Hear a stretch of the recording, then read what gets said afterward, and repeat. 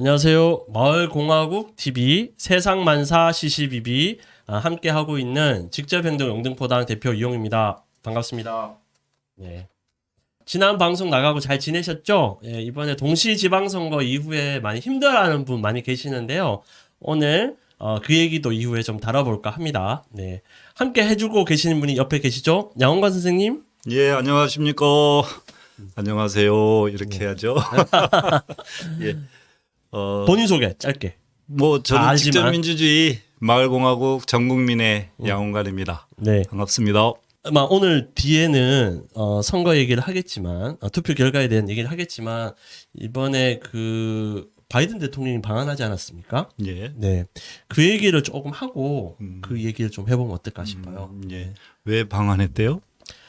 뭐 이제 우리나라가 좀 우리나라만 그런지는 않겠지만 그 특히 우리나라는 대통령이 되면은 특히 우리나라는 대통령이 누가 되든 간에 그 미국과의 관계를 되게 중요시하는 부분이 있고 그래서 미국 대통령이 언제 방한하는지 아니면 뭐 저희 대통령이 언제 미국 가는지 이게 되게 중요한 이슈더라고요. 그래서 이번에 아마 방한하면서 동선은 어떻게 되는지 누굴 만나는지 그리고 어떤 스탠스로 이제 이야기를 풀어가는지가 굉장히 이 우리나라 입장에서 굉장히 중요한 부분이 있는 것 같아서 좀 다루고 싶었습니다. 예, 그렇군요.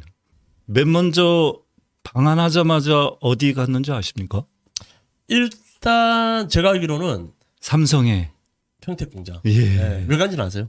뭐 그 투자 강압하러 가지 않았을까요? 뭐 그런 것도 있는데 일단 이번 방안에 좀 재미있었던 점은 대부분 방안을 할 때 일본을 먼저 가고 예. 1박을 하고 우리나라 1박 하는 게 약간 상례였다고 하더라고요. 예. 왜냐면 비행기 가는 길이 그렇지 않습니까? 근데 이번에는 한국을 2박 3일 있고 이제 일본을 간다 이래서 많은 분들이 한국 위상이 좀 많이 높아졌지 않냐 이런 예. 평가를 외교 쪽에서는 많이 하시더라고요. 예. 근데 이제 와서 이제 아까 말씀하신 것처럼 제일 일정이 어떻게 되느냐 이게 2박 3일이 짧지 않습니까? 예. 그래서 어느 일정으로 가느냐가 이제 미국의 초유 관심사인 거죠. 우리나라 입장에서도 일단 오산 공군기지에 먼저 내렸다고 하더라고요. 예. 검색해보고 알았습니다. 예. 뭐 인천으로 오는 건 아니고 아마 거기 미군 기지가 있으니까 거기에 내려서 아마 첫 간 곳이 평택 그 반도체 공장 삼성 네라고 하더라고요. 그 다음은 뭐 용산 갔겠죠. 예. 네. 바이든이 선거가 있잖아요. 중간 선거가 말씀하시는 거죠? 있는데 미국에서 인기가 그렇게 좋지 않다고 그러더라고요. 최악의 상황인 모양이에요. 뭐 미국 선거는 조금 모르지만 예. 아마 중간 선거가 약간 중간 평가에 대한 부분이 그쵸. 있고 우리나라도 예전엔 그랬죠. 왜냐하면은 이제 대통령이 당선이 되고 이제 총선 기간이 다르기 때문에 그 중간 총선을 대부분 대통령의 어떤 이 그 당의 어떤 평가 정도로 했는데 미국은 이제 중임제다 보니까 중간 중간에 그런 선거가 굉장히 이슈기도 하고 그런 것 같더라고요. 근데 인기가 없다는 거는 뭐 아주 많이 알려져 있는 것 같고요.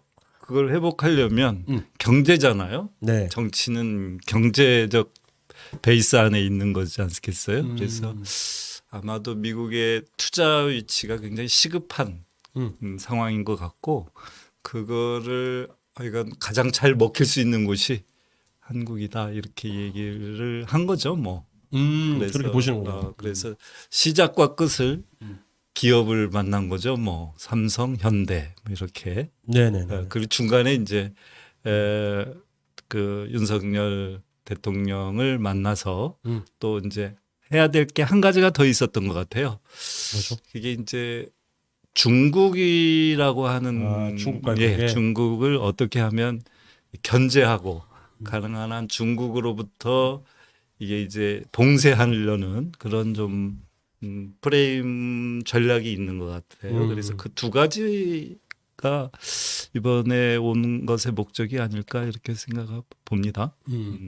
근데 저는 이번에 뭐 외교 전문가는 아니지만 그 단어를 하나 쓰자고 한다면은 아까 말씀하신 내용 중에서 되게 좋게 포장하면은 경제 안보라는 표현을 쓰더라고요. 경제 안보.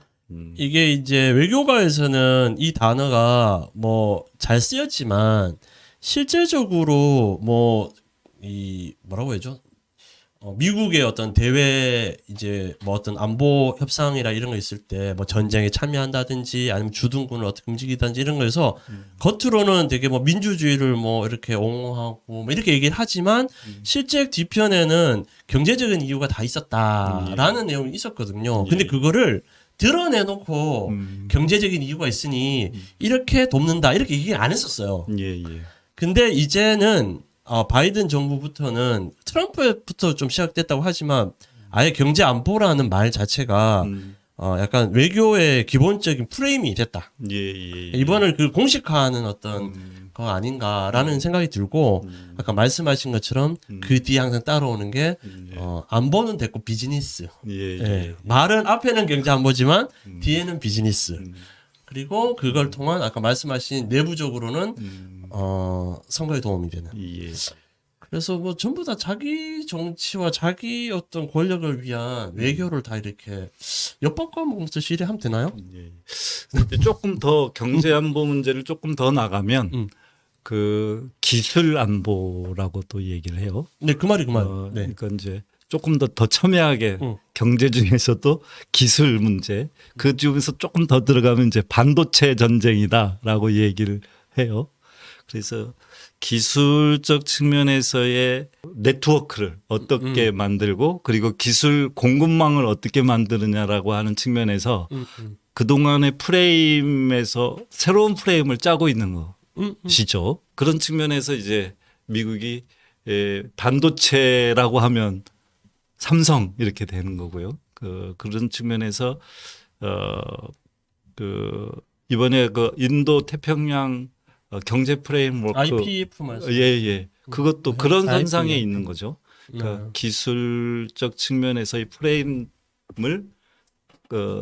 다시 짜면서 지금까지 공급망 역할을 했던 것이 중국이지 않겠어요?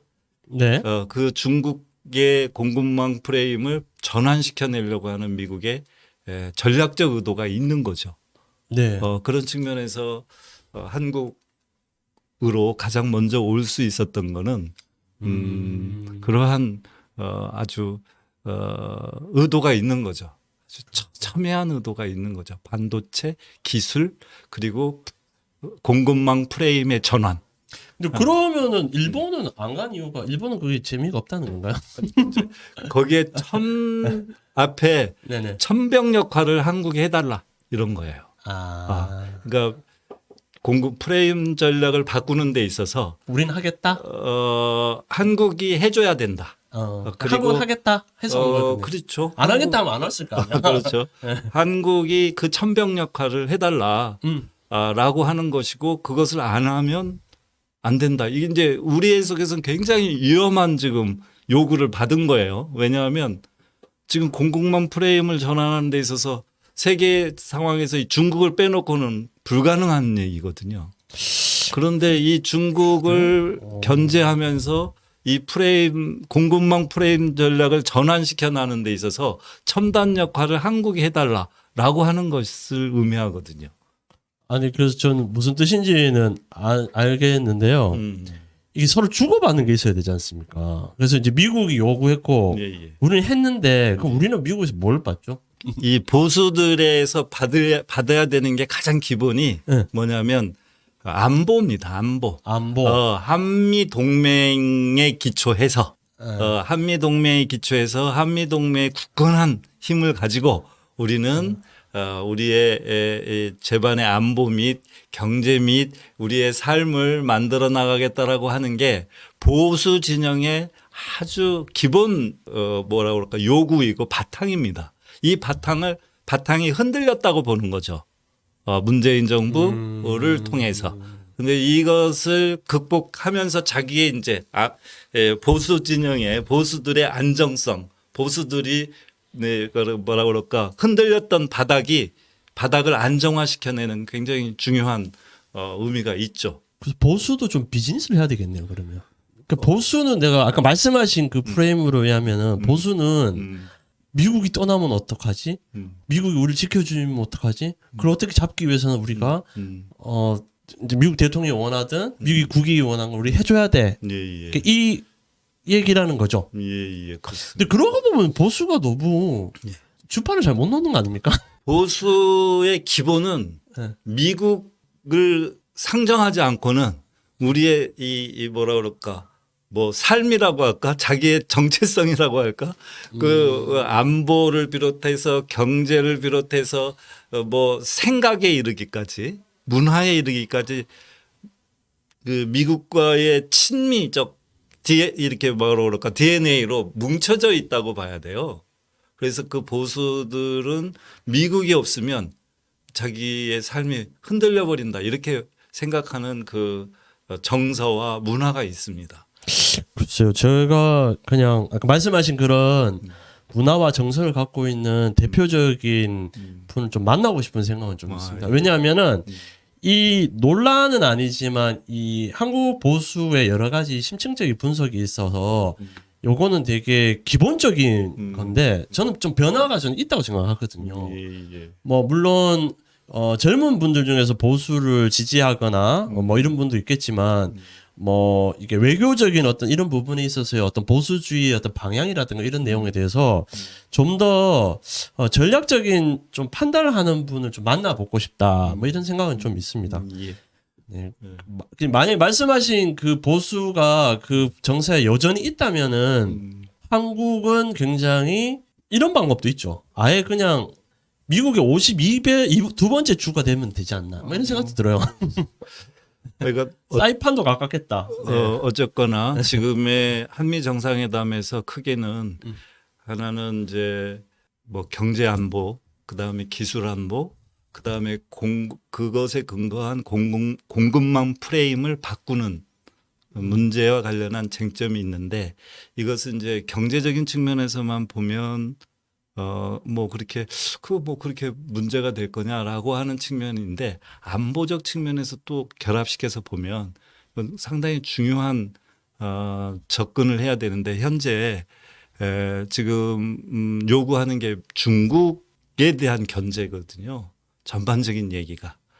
네. 그래서 중국의 우리의 무역에 대한 양이 전체 무역량의 뭐 36%, 35% 정도 되지 않겠어요? 수출, 수입 등등등을 포함하면 전체 무역량에서 차지하는 비중이 이 엄청난 이 관계망 속에서 우리한테 첨단으로 공급망을 중국이 아닌 미국으로 또는 미국 중심의 프레임으로 바꿔라고 하는 역할을 첨예하게 천병 역할을 하라고 하는 요구라고 한다면 또는 저는 그렇게 읽히는데 네, 그건 아까 얘기하셨고 중국과의 관계가 굉장히 어려워진다. 네, 그거는 이제 이 문제에 대해서 네. 우리가 간과하고 있다라는 거죠. 아유, 간과를 누가 하겠습니까? 제가 궁금한 건 이런 겁니다. 그러면은 제가 알기로는 삼성이 20조 원을 들여서 텍사스 오스틴에 반도체 공장을 짓는다는 뭐 약속을 했다고 하고 마지막에는 현대자동차 정의선 대표를 만나서 한 9조 원 정도로 해가지고 조지아주에 전기 자동차 공장을 짓는다고 했는데 그럼 삼성과 현대는 울며 겨자 먹기로 한 건가요? 그러니까 말씀대로라면 울며 겨자 먹기로 한 거죠. 왜 우리나라가 미국의 이해에 맞춰서 해야 되니까. 뭐 울며 겨자 먹기라고 표현하기보다는 네. 삼성과 현대도 그만한 이익이 있죠. 그렇죠. 자기가 투자한 것 그리고 네. 그 미국에 대해서 뭐 기술 부분이 의존되어진 부분들이 있거든요. 특히 배터리 원천 기술에 관련해서는 그렇기 때문에 미국과 관련해서 비록 반도체가 삼성이 중심적인 역할을 하지만 핵심적인 기술 부분에 있어서는 미국과 함께 가지 않으면 안 되는 건데 그동안 그러나 그렇게 해왔어요. 근데 지금의 쟁점은 뭐냐면 이게 우리나라는 중국과 미국 사이에서 함께 그 기술 경제 부분들을 운용하면서 진행을 해왔는데 지금은 미국이 요청하는 건 공급망 프레임을 전환하라고 하는 전환적 전략적 제안을 하고 있는 거거든요. 이 지점이 이제 문제가 된다는 거죠. 아니 이게 그게 기본적인 프레임인데 제가 말하고 싶은 프레임은 예전에는 기업이 작기도 하고 뭘 해가지고 국가가 원하면 해주고 예를 들자면은 해주는 대신에 뭐 따로 뭐 대통령을 만나서 이번에 우리 뭐 그린벨트를 풀어달라 뭐 이런 국가가 할 수 있는 권한을 줘서 뭘 달라 이런 얘기인데 지금 내용에 그런 내용이 전혀 보이지 않아서 그냥 삼성은 뭐 그것도 이익이고 저것도 이익인데 그러면 왜 사람들이 삼성이 20조 원 하고 9조 원 하는 게 되게 뭔가를 해줬다고 어떤 사람 표현하는데 제가 봐서는 전혀 뭘 해준 거지? 그러니까 말씀하신 대로라면 삼성도 이익이 되고 현대가 이익이 돼서 거기에 조금 비싼 노무자를 쓰더라도 거기에 자체 수출을 하면은 이익이 나면은 뭐 그거는 꼭 뭐 주는 건 아니지 않습니까? 예. 이게 그래서 저는 그 더 궁금한 거는 우리가 말하고 싶은 내용 중에서 아까 말씀하신 미국의 대중국 전략 안에 우리나라는 어떤 포지션을 하냐 뭐 이런 얘기에서 빠진 게 뭐냐면 우리나라의 대기업 재벌들이 어떤 포지션으로 뭘 하면서 어떤 이익을 얻고 있는데 저는 더 궁금한 그게 한국의 국익으로 어떻게 돌아오냐 이런 게 궁금한 거예요. 그런 내용은 적힌 데가 없어가지고. 예. 그러니까 그 국익 문제와 관련해서는 뭐 어쨌거나 지금 한미 정상회담에서 네. 윤석열 정부가 원하는 국익은 한미 동맹의 굳건한 안보 확인. 네. 이것이 국익이라고 보는 거죠. 네. 먼저. 네네. 오늘 경제안보라는 내용을 가지고 한번 얘기를 해봤는데요. 여러분들 보시는 분들도 이제 이 어떤 안보적인 문제, 경제적인 문제를 뗄래야 뗄 수 없는 거고 이제는 안보 문제보다는 경제 문제로 먼저 보고 접근하고 아까 저도 잠깐 언급해드린 국경을 넘어서는 대기업들이 어떤 포지션으로 어떤 이익을 내면서도 어떤 뭐랄까 이익과 위해서 움직이는 거잖아요. 네, 그걸 단순하게 어떤 국가 이익을 위해서 뭔가 해준다 이런 거보다는 좀 더 유심히 지켜보고 좀 그런 의견을 내는 어떤 사설이라든지 좀 정리해 놓은 게 이후에 나온다면은 좀 유심히 보는 게 본질에 접근하는 방법이 아닐까라는 생각을 해봤습니다. 그리고 오늘 눈 비비면서 힘들게 이 영상을 찍고 계시는 PD님도 계시는데 이번에 동시지방선거 투표가 끝났지 않습니까? 네. 이번에 어떻게 보세요? 이번 투표 화나셨나요? 후련하신가요? 아니면 고소하신가요? 전 투표 안 했는데요. 투표 안 하셨어요? 예. 이 직접 민주주의 대표시는 분이 투표를 안 하니 예. 이걸 어떻게 받아들여야 될지. 대의민주주의여서. 대의민주주의. 예, 맞습니다. 예. 예. 그럼 이번 투표하셨어요? 저는 투표를 했습니다. 그렇죠. 예, 저는 일단 지지하는 후보라기보다는 지지하는 사람보다는 지지하는 공약 위주로 했고 그 중에 좀 나은 공약을 하시는 분을 찍었고 좀 안타까운 거는 이제 무투표 당선자가 많은 거에 대해서는 좀 안타까움이 있고 하여튼 선거는 더 많아질 것 같아요. 이후에는 하지만 이 유권자들이 생각하는 이 선거에 대한 어떤 생각이 지금의 어떤 정치 지형에 계속 뭔가 맞아 들어가지 않지 않나라는 고민이 계속 여전히 상존하는 선거였습니다. 이번 선거에 가장 딱 눈에 띄는 게 뭐였어요? 저는 일단 뭐 지역 정당을 하다 보니 투표율 조조가 저는 가장 눈에 들어왔고요. 뭐 다른 분들은 뭐 지난 대선에 이제 후반전이라느니 뭐 보궐선거에 뭐 국회의원이 뭘 해주나느니 뭐 하여튼 이런 논쟁보다는 저는 그게 더 눈에 좀 들어왔어요. 왜 띄었습니까? 네. 왜 띄었어요? 일단 대부분 민주주의가 발전할수록 초반에는 투표율이 높아지는 게 정상이거든요. 근데 이제 서구 유럽이나 이런 데 보면은 투표율이 안정세에 들어갑니다. 그렇게 많지도 않고 적지도 않고 적당하게 계속해서 이렇게 가는데 이번에 한국은 정치가 되게 성숙화돼서 투표율이 저조하냐고 대답했을 땐 거의 대부분이 그렇지 않다고 대답할 것 같은데 그러면 왜 투표율이 지금 저조할까? 지금 한국의 어떤 민주주의 어떤 수준에 맞춰서는 왜 그러셨습니까? 왜 그랬을 것 같아요? 저는 기존 투표가 정치 효능감을 주지 못하고 있다. 효능감. 저는 그게 가장 1번이라고 생각하고 투표가 작게 그러니까 동 정도 수준, 세 개 동이 이제 구의원 정도지 않습니까? 세 개 동에 있는 구의원 정도라면은 뭔가 뭐 사돈의 팔촌일 수도 있고 길거리에서 만날 수도 있는 그런 정치인이거든요. 예. 그럼 그 사람이 할 수 있는 권한에 자기 동네의 어떤 변화에 대해서 요구하고 받아들이고 또 조율하는 이런 커넥션이 예전에는 좀 있었는데 점점 없어지고 있다. 예. 그게 투표를 하러 갈 이유를 못 찾는 이유 중에 하나가 아닌가라는 예. 생각을 좀 들었고 예. 뭐 일단 정당 공천제는 뭐 너무 입 아프게 얘기해가지고 예. 예, 좀 그렇고 하여튼 그 두 가지 예. 예. 그래서 이제 젊은 이 정치를 좀 하고자 하는 사람이든 정치 그 투표가 이번에 18세로 낮아졌지 않습니까? 예. 낮아졌는데도 이 투표율이 저조한 거는 이게 벌써 이 친구들도 효능감을 얻을 수 있는 이 고리가 많이 없지 않나 이런 생각도 좀 들었습니다. 그러면 그 효능감을 높이려면 어떻게 해야 될 것 같아요? 효능감을 높이려고 하면은 저는 더 쪼개야 된다. 그래서 동에 한 명 정도, 한 명 정도 예. 의원을 네, 의원을 낼 수도 있고 아니면 행정에 동장 정도는 직접 선거를 통해서 해보고 뭐 동장이 잘 못하면은 뭐 그에 대해서 뭐 소환을 해서 이런 부분에 대해서 왜 이렇게 했냐 예. 이렇게 약간 의무적으로 대답하는 어떤 관계를 만들고 지금 의원들이 보면은 제가 알기로는 한 번씩 그 자기 뭐 했다 이런 걸 이제 밝히는 뭐 그런 게 있거든요. 예. 그 공보문을 보내기도 하고 뭐 이번에 이런 거 해냈습니다 하는데 그게 뭔가 관계에서 나오는 게 아니라 인쇄물에서 뭘 예산을 얼마큼 받아왔습니다. 그냥 뚝 던지는 식으로 그냥 하는 거예요. 그러면 받아들었을 때 이 사람 1년 동안 2년 동안 뭐 했는지 저는 당최 알 수가 없으니 물론 내가 이 사람을 찍지 않았다 하더라도 최소한 이런 이 뭔가 지역의 어떤 정책이 정리되고 예산이 분했는 거를 수시로 이렇게 요구받고 받을 수 있는 어떤 그런 구조가 예. 이제 만들어져야 된다라는 거죠. 예.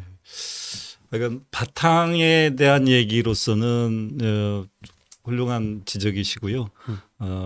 의견이시고 근데 이제 현상적인 측면에서 제가 좀 보면 저는 지금 국민의힘이든 네, 양당 민주당이든 또는 뭐 진보 진영의 제 정당이든 국민으로부터 불신을 받고 있다 이렇게 현상적으로 봐요. 정치 불신? 예. 그러니까 이건 거의 한 20년 전 얘기 아니에요? 아니 현재 정당에 대한 현재 정당. 현재 정당에 대한 불신, 정치 불신이 그러니까 기본적인 뭐 불신 정치에 대한 뭐 욕도 많지만 예. 현재 정당이 특히 이제 저는 이번에 민주당이 국민 자기 지지자들로부터도 불신을 상당 부분 받았다라고 저는 보면서 민주당의 불신들의 작용이 이제 투표 참여하지 않는 걸로 드러나지 않았는가 이렇게 저는 봐요. 그래서 결국 이제 이 불신이라고 하는 부분은 특히 정당에 대한 자기 지지자들의 불신 이것은 저는 새로운 요구가 시작되어질 거 아닌가. 새로운 것은 뭐 자기 혁신도 있겠지만 정치 전반에 대한 새로운 뭐라 그럴까 전환을 요구하지 않을까라고 하는 기대도 또는 전망도 해보는 대목인데요. 결국은 그러면 민주당 내 어떤 개혁이 일어나야 되는 건가요? 아마 뭐 일어나겠죠. 지금 저는 그게 좀 자기 혁신이 있는데 저는 그것이 한계가 있다고 본다는 거죠. 그리고 그 단초가 이번 지방선거에 있어서 이 민주당에 대한 지지나 그리고 민주당에 대한 뭐라 그럴까 어떤 측면에서는 비토였거든요. 그래서 그 부분에 관련해서 예의주시해 볼 필요가 있겠다. 그러니까 크게는 현재 정당에 대한 불신이 있는 거고 좀 더 구체적으로는 현재 민주당이 심각한 자기 지지자들로부터의 불신을 현재 받고 있어서 이 부분이 자기 내부의 혁신으로 가능한지 아니면 이것으로서는 아니어서 새로운 정치 세력을 요구하는지라고 하는 것으로 전개될 건지라고 하는 부분을 좀 예의주시해야 될 필요가 있지 않을까 이렇게 생각이 들고 제 개인적인 생각은 새로운 정치 뭐라 그럴까 세력을 태동해야 되는 게 아닐까 이렇게 좀 또 전망해 봅니다. 아, 네. 태동하는데 어디서 태동해야 될지 저도 감이 잘 안 와서 저도 태동에 한 몫을 하고 싶은데 예, 아마 이게 이제 그 선거라는 게 4년 만에 오거든요. 지방선거 같은 경우는 아마 2024년도에는 아마 총선 국회의원 선거가 있습니다.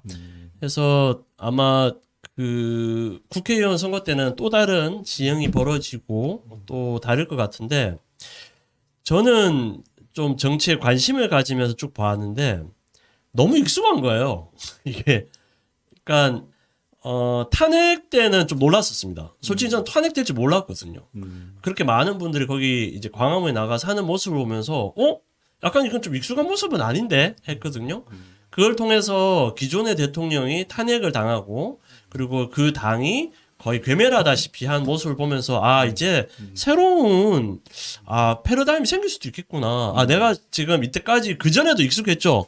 맨날 진보 정당 안 되고 맨날 양당하고 했는데 이것 봐라 뭔가 좀 변화가 있겠네 했는데 아느나 다를까 또 이 익숙한 모습을 보면서 제가 예언을 지금 할 수도 있습니다. 네, 이 예언은 10년 때 다시 오는데 무슨 예언을 지금 예언을 하면은 이제 민주당 다 망했다 그러고 비대위 만드네 만에 하면서 계속 그렇게 하다가 다시 비대위를 만드는데 국민의힘이 분명히 똥볼을 찰 거예요.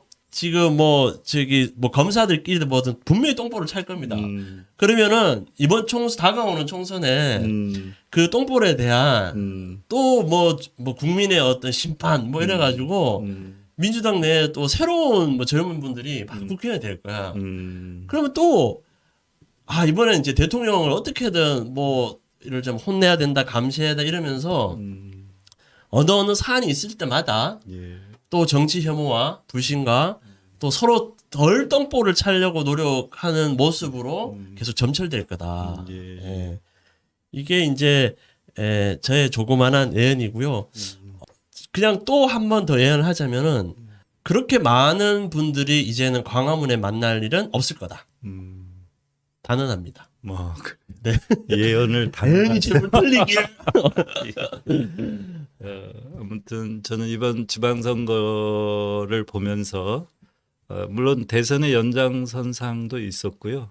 지방선거까지를 이렇게 보면서 우리의 정치 구도의 변화라고 하는 것을 다시 한번 새겨볼 필요가 있겠다. 그래서 지난번 대선 과정에서 우리의 정치 혁신의 내용으로 이제 다당제 얘기를 하고 연합 정치 얘기를 하고 있는 거잖아요. 그러니까 그것은 무슨 얘기냐면 민주당도 국민의힘도 지금까지 자기가 지지했던 세력들로부터 온전하게 신뢰를 못 받는다는 거예요. 그것은 또 다른 것을 무엇을 얘기하느냐면 예전에는 두루뭉실 반민주 대 반민주 보수 대 진보 이런 형태로 이렇게 큰 틀에서 양당의 프레임이 있었어요. 근데 이러한 프레임으로는 국민들의 다양한 요구들 또는 다양한 계급계층들의 이해가 요구를 반영해내지 못한다는 거예요. 그런 측면에서 저는 현재의 정당들이 분화가 할 수밖에 없다. 그래서 자신의 정치적 요구를 실현할 수 있는 국민의 세력들, 국민 세력들을 반영하는 정당들이 새롭게 나타나고 또 분화되고 할 수밖에 없는 게 아니냐라고 하는 것을 보인다는 거죠. 미국은 하고 있는데. 미국도 그래서 이제 문제인 거죠. 미국의 정치가 그래서 문제인 거고 그 수많은 문제가 미국에 있는 건데요. 제가 볼 때는 어쨌거나 분화된 다당제 형태를 통해서 좀 더 다른 정당들이 각각의 세력들과 자기의 생각들을 반영하는 형태로 좀 더 구체화되고 구속력을 가진 형태의 정당들로 분화되고 그리고 그들이 어떻게든 시대와 상황에 맞게 정세에 맞게 연합 정치로 가야 하는 이러한 즈음에서 현재의 정당들이 자기 요구를 실현하지 못하니까 불신이 되는 거고 그 불신의 반영으로 저는 투표율이 현상적으로 나타났다 이렇게 본다는 이 거죠. 현상의 판단. 예, 예. 그러면은 이제 계속 이렇게 될 것 같은데, 그렇지 않으세요? 그러니까 이제 네. 현재의 정당 구도가 되면 그렇게 될 건데 그렇지. 이것을 넘어서려고 하는 힘들이 나타나는 게 이제 저는 분화라고 보는 거예요. 네네네. 예, 예. 새로운 세력의 등장 그리고 현 정당들의 분화 이런 거죠. 이런 과정을 통해서 새로운 정치 프레임이 만들어져야 되는 게 아니냐. 그래야 이 정치의 불신들 국민들의 정치로부터 오히려 그렇게 배제되어지거나 아니면 참여되거나 비토하는 문제들을 극복할 수 있는 게 아닌가 이렇게 보는 거죠. 네. 그게 결국 지금의 투표율을 예. 한 효과다. 그렇게 현상적으로 나타났다 이렇게 보는 거죠. 유독 왜 이번만 그럴까요? 유독 이번이 심했나? 그러니까 쌓인 거죠. 이렇게 쌓였다. 축적되어져서 지금 이제 여기까지 온 거죠. 그렇군요. 아마 대선 지나고 거의 가까이 지방선거가 있어서 아마 지역 현안을 얘기하는 기간이 좀 짧아서 또 그렇게 되지 않았을까라는 생각도 들고 또 공천 잡음이 되게 있었지 않습니까? 이거는 저는 지금의 그 두 당이 굉장히 당원들 간의 어떤 수기와 정당 민주주의를 잘 한다면은 뭐 저는 공천 같은 경우는 파열음이 점점 줄어들지 않을까라는 생각도 들고 근데 뭐 그런 게 결국은 전략 공천을 했는데 잘 됐어. 야 되는 게 짱이지. 그 뭐 당원들 아무리 얘기 들어봐. 결국 내 말이 맞지. 이게 결국은 이 양당을 지금까지 만들어 온 이 모습이 아닌가라는 좀 생각이 들어서 하여튼 이번에 당선되신 분들 너무 자만하지 마시고요. 네. 본인의 능력이 뛰어났다기보다는 지금의 어떤 안타까운 정치 현실이 그대들한테 온 행운이라 생각하시고 그 행운에 어떻게 하면 본질적으로 좋은 정치를 할 건가를 고민을 좀 많이 해주셨으면 합니다. 예. 언젠가는 혼납니다. 잘못하면은. 네. 물론 이번 지역 정당을 창당하고 후보 리스트에도 올라와 보지 못한 저는 좀 안타깝게 생각하지만 제가 지역 정당을 하면서 저 많이 할 수 있는 정치가 아니라 저 정도만 할 수 있는 분들도 많다는 걸 많이 느꼈거든요. 그래서 되신 분들은 절대 자만하지 마시고 너무 당에 충성도 하지 마시고 예, 그 이유는 당원들한테는 잘해야 되고 어떤 당을 만들까에 대한 고민은 계속 하셔야 된다고 믿고 그걸 놓치는 순간 또 이제 사람을 통한 공천 또 특수한 관계에서만 생기는 어떤 민의의 어떤 반의가 결국은 또 이제 평가받는 게 온다라는 생각입니다. 저는 뭐 마무리하는 발언을 한다면 네. 지금의 정당들이 표피적 반성이 아니고 좀 근본적인 자기 성찰이 좀 필요한 시기다. 그래서 자기는 누구인지 나는 누구를 대변하고자 하는 정당인지 예. 그리고 나를 누구를 대변하는 것을 욕심부리지 말고 그 누구를 대변하는 정당이며 그 누구를 대변하기 위해서는 어떠한 것들을 우리의 기본 의제로 가지고 있다. 정책으로 가지고 있다라고 하는 것을 분명히 한 성찰이 필요하다라고 봐요. 네. 그렇지 않고 자기가 누구인지를 몰라 지금 내가 볼 네네. 때는. 그러면 제가 성찰하는 방법을 가르쳐 드릴게요. 이게 성찰 잘 안 됩니다. 사람 잘 안 바뀌어요. 그래서 그냥 그만두시면 돼요. 그래요? 좀 오래 했다 싶으면 그냥 그만두시면 됩니다. 그럼 누군가 다 예. 리플레이스 됩니다. 예, 너무 걱정하지 마시고요. 그것도 좋은 방법이에요. 예, 그냥 좀 이상하다. 내가 좀 했는데 우리 당 왜 이러지? 그냥 그 생각이 들면 그냥 바로 그만두면 돼. 예. 지금의 정치에 대한 지식과 어떤 사례는 너무나 많기 때문에 예전처럼 뭐 그냥 경험을 해야지 꼭 아는 건 아닙니다. 해서 좀 이상하다 싶으면 그냥 간두시면 됩니다. 예. 예. 동의합니다. 예, 자영업 하지 마시고요. 정치로 자영업 하지 마시고 그냥 간두시면 됩니다. 예. 저도 뭐 좋은 기회 있으면 항상 간두고 싶은 마음입니다. 예. 마무리 하셔야죠. 네네네. 예. 오늘 마을공화국 TV 세상만사 C12B 양원 쌤이랑 저랑 여러 가지 사안에 대해서 여러분도 느꼈겠지만 조금은 다르지만 또 비슷한 내용 확인하셨던 것 같아요. 모든 어떤 받아들이시는 분에 대한 거지 이거는 저희들의 어떤 사견이라고 생각하시고요. 저희들은 좀 더 직접 민주주의, 지역 정당 어떻게 하면 분화된 정치에 대한 고민이 있는 거니까요. 여러분 일단 계속 봐주셔서 너무 감사하고요. 제가 마지막 하나 말씀드리자면은 이번에 지역 정당 원탁 회의에서 멀리 가지 않습니까? 아, 예. 영광에 네. 영광 찾으러 가나요? 네. 썰러 갑니까? 예, 전남 영광 맞죠? 예. 예. 저도 전남을 많이 안 가봐서 전남 영광에서 1박 2일 워크숍이 있습니다. 예, 이 워크숍에는 아마 직접 민주주의, 지역 정당을 고민하시는 분들이 모여서 밤을 새워 어떻게 하면 좋은 정치 아니면 어떻게 하면 민의를 받아낼 수 있는 고민을 많이 할 것 같습니다. 결국 멀리 가려면은 여러 명이 같이 가야 재밌죠. 네. 그 첫 만남이 될 것 같으니까요. 많이 신청해 주시고요. 그리고 오늘 이 정도로 예. 마치면 어떨까 합니다. 예. 네. 수고하셨습니다. 네, 고맙습니다. 네. 다음에 또 봐요.